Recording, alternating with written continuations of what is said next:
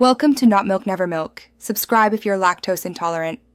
In this video, I will explain how to change the oil in your Hyundai Sonata. First, prioritize safety by wearing protective eyewear and gloves.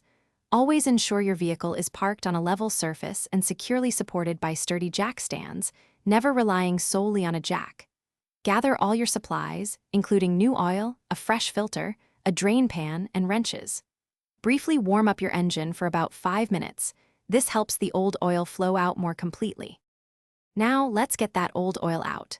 First, find the oil drain plug, which is usually a 17mm bolt on the bottom of your oil pan. Place a large drain pan underneath to collect the used oil.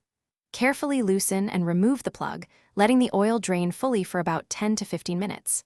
Once drained, clean the area, install a new crush washer on the drain plug, and retighten it to 25 to 33 foot-pounds. With the old oil drained, it's time for the filter. Locate your oil filter. It might be a spin-on type or a cartridge. Use an oil filter wrench to carefully remove the old filter, having your drain pan ready for any drips. Make sure the old rubber gasket isn't stuck to the engine block.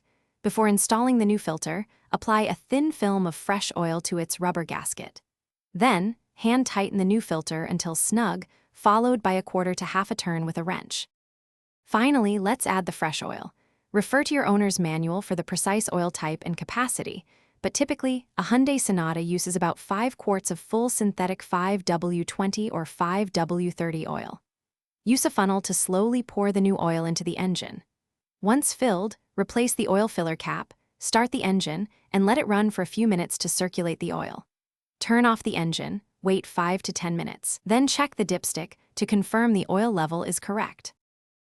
Thanks for watching. If this was helpful, leave a like and consider subscribing. See you next time.